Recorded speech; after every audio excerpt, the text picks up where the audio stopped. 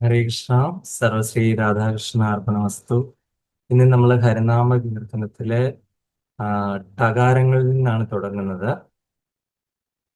അപ്പൊ അതിലെ 40-ാമത്തെ ശ്ലോകം നോക്കുകയാണ്.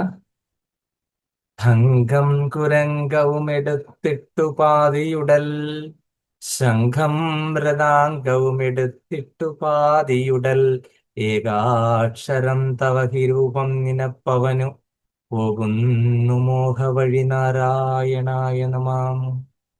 എന്താണ് ഈ അംഗം കുരങ്കം എന്ന് കേൾക്കുമ്പോൾ നമ്മൾ ഓർക്കും എന്തായിരിക്കും ഈ പറയുന്നത് അല്ലേ? അപ്പൊ അത് മാനും മഴുവുമായിട്ട് പാതിയുടലുമായിട്ട് ആര് നിൽക്കുന്നു? മഹാദേവൻ.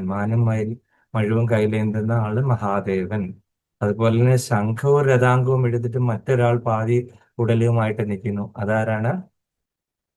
നമ്മുടെ നാരായണൻ. അപ്പം ഇത് രണ്ടുപേരും പാതിയുടലായി കഴിഞ്ഞു കഴിഞ്ഞാൽ രണ്ടുപേരോട് ചേരുന്ന രൂപം ശങ്കരനാരായണ രൂപം അല്ലെ? അതായത് മഹാദേവൻ എൻ- എന്ന് പറയുന്നത് ഭഗവാൻ നാരായണന്റെ തത്വം തന്നെയാണ്. അവര് തമ്മിൽ വ്യത്യാസം ഒന്നും തന്നെ ഇല്ല എന്നാണ് കാണിക്കുന്നത്. അത് പാതിയുടലായിട്ട് ഉള്ള ആ ശങ്കരനാരായണ സങ്കല്പത്തെയാണ് ഇവിടെ പറഞ്ഞിരിക്കുന്നത്. അപ്പോൾ ഈ ഏകാക്ഷരം അല്ലെങ്കിൽ പ്രണവം, രണ്ടുപേരുടെയും നാമത്തിന് മുൻപിൽ നമ്മൾ ഒരു പ്രണവം അക്ഷരം നമ്മൾ സൂചിപ്പിക്കാറുണ്ടല്ലേ? ഏത് ഓം നമഃശിവായ, ഓം നാരായണായ നമ എന്നൊക്കെ നമ്മൾ പറയാറുണ്ടല്ലേ? അപ്പൊ ആ ഏകാക്ഷരം തവഹി രൂപം നിനപ്പവന്, അതായത് നിന്റെ നാമങ്ങളും ആ ഒരു ഏകാക്ഷരത്തിലാണ് തുടങ്ങുന്നത്. അപ്പൊ അങ്ങനെ നിനപ്പവന്, അതായത് ഇത് തമ്മിൽ യാതൊരു വ്യത്യാസവും ഇല്ല എന്ന് മനസ്സിലാക്കുന്ന ആൾക്ക് ആ മോഹങ്ങളൊക്കെ ഏതുവഴി പോകുന്നത് പോലും എന്ന് പോലും നമുക്ക് മനസ്സിലാക്കാൻ പറ്റില്ല. അതായത് മോഹങ്ങളെ തനിയെ മാറിപ്പോയിക്കോളും. കാര്യം നമുക്കിങ്ങനെ ആ മഹാദേവനാണോ ആ, നാരായണനാണോ വലുത്, ആ ഇത് ആരെ പ്രണമിക്കണം, ആരെ പൂജിക്കണം എന്നൊക്കെ നമുക്ക് ഒരുപാട് സംശയങ്ങൾ ഉണ്ടാകാറുണ്ടല്ലേ?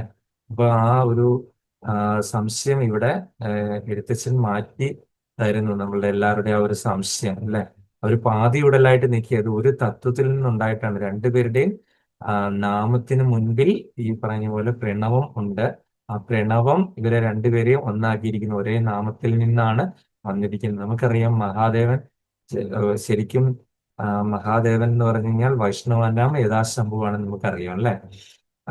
ഏറ്റവും മുതിർന്ന വൈഷ്ണവനാണ് ആ, ഈ പറയുന്ന പോലെ മഹാദേവൻ. സദാ അദ്ദേഹം സംഘർഷണനാമം ഉച്ചരിച്ചുകൊണ്ടാണ് ഇരിക്കുന്നത്. അതുപോലെ തന്നെ ആ, നമ്മുടെ ശ്രീരാമാവതാരത്തിൽ ഭഗവാൻ ഏത് സമയത്തും ഭഗവാൻ ശ്രീരാമചന്ദ്ര ഭഗവാന്റെ ഈശ്വരനാണെന്ന് ആരാണെന്ന് നമുക്കറിയാം? രാമേശ്വരൻ അല്ലെങ്കിൽ മഹാദേവനായിരുന്നു അല്ലെ? അപ്പൊ ഇവര് തമ്മിൽ ഭക്തനും ഭഗവാനും തമ്മിലുള്ള ആ ഒരു കൈമാറ്റാണ് നടക്കുന്നത് അല്ലെ? അപ്പം നമുക്ക് നമ്മൾ ഇതുകൊണ്ട് മനസ്സിലാക്കണം, നമ്മൾ ആ ഏകാക്ഷരം, ആ ഏകതത്വം ആയിട്ടുള്ള ആ പരമ കാരുണികനായിട്ടുള്ള ആ ആ, പരമാനന്ദദായകനായിട്ടുള്ള ആ നാരായണന് എൻ്റെ പ്രണാമങ്ങൾ ഞാൻ അർപ്പിക്കുന്നു. ഹരേ കൃഷ്ണ. സർവം ശ്രീ രാധാകൃഷ്ണ അർപ്പണമസ്തു.